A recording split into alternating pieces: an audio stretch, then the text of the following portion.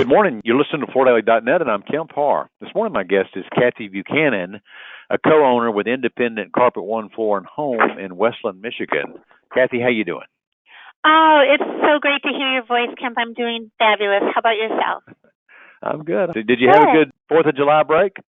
I did. You know, it's crazy. I was away for 4 days, and then getting back to mental thinking again was like almost next to impossible. It's like, how do I get into my computer? How do I get into RFMS? What's my password? It was just, now at 3 o'clock in the afternoon, I'm good to go.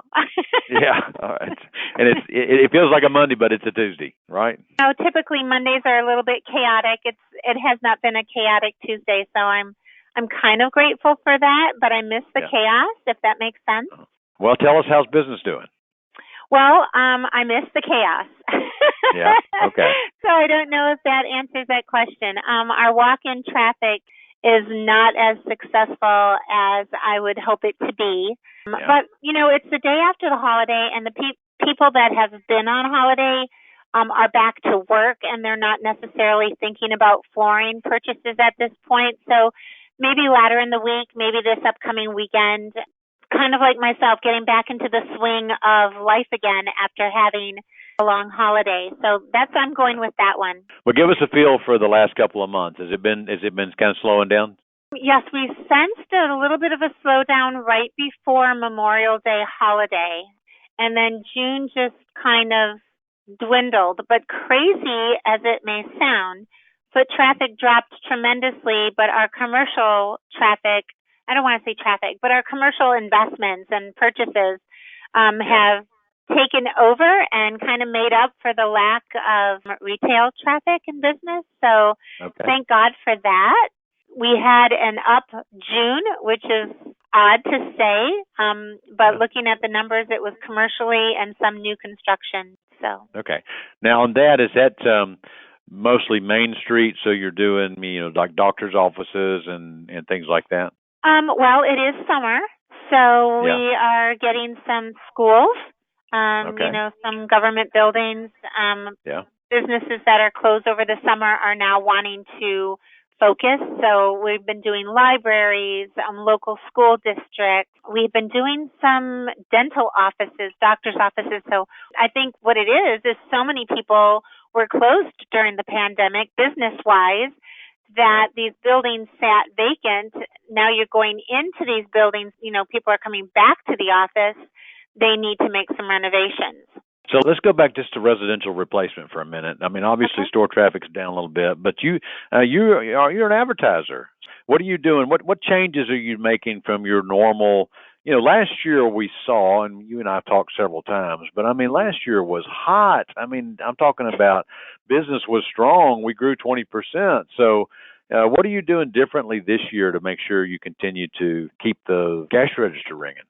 Well, I'm not changing my advertising scheme. I don't believe in that because out of sight, out of mind.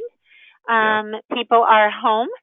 People are, if they don't see you on TV, I mean, I get people coming into the store saying, "You're not advertising anymore." And I'm like, "Yes, I am. You're just watching the wrong station." So I don't want people to think something's happening, something's wrong. I want to keep that top of mind awareness along with other flooring companies that are doing the same thing. So I'm very grateful for them to keep advertising because it is keeping top of mind awareness. So that's not going to change. What has changed in my store is our hours have switched up a little bit. We are typically a store that's open on Sundays. Traffic has been very, very light on Sundays. It doesn't make sense to leave our lights open to pay people to, come into the office. So we've decided during July and August that we're going to close on Sundays. My staff is happy. They're able to enjoy their families. So that's the only change that I've done. My showroom is very neat and tidy because it's kind of quiet, so everybody's kind of straightening up. If it gets quieter, I let some of the salespeople go a little bit earlier than normal.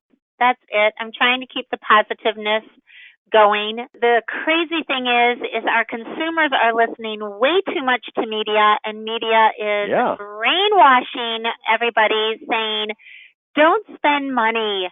Keep your money. We're going into a recession. Don't make investments." And I'm like, stop it.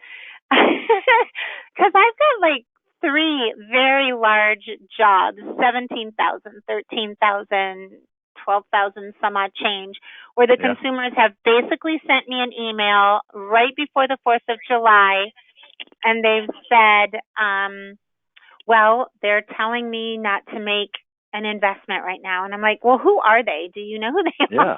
Exactly. You know, not to be facetious, but, you know, and you have to be understanding with them. You have to empathize with them. But at the same point, they hold off. Does that mean that prices are going to be the same when they make that investment, whenever that might be? No, it's going to be more expensive. So I'm telling them about our synchrony financing and the options with 36-month no interest financing, doing the math for them and telling them what that monthly payment is for the next, 3 years. We have a coupon online, so I bring them to our website so we could do the coupon. Or if you're a veteran, we'll do 10% discount on labor. I'm pulling every string out, but doggone it, I think people need to stop watching broadcast news. I already have, but that's a personal thing. I'm glad you brought that up. I actually wrote an editorial about that in our July issue. I mean, yes, the media, bad news sells, and they're going to talk us into this thing. So, I mean, let's look at the unemployment rate. I mean, everybody's still going to work. This is a good time right now. We're paying a little bit more for fuel. Yeah, you're making money. You're making money. You're going to work. You're bringing in a paycheck. John Umbaugh, he was a member of the Carpet One University many years ago, and I went to one of his classes, and he said to the whole class as a facilitator, he said, "Take their money because they're going to make more tomorrow." So it's frustrating, and when those emails come across, it's like, don't make me cry. So we just have to keep plugging away. We have to stay positive.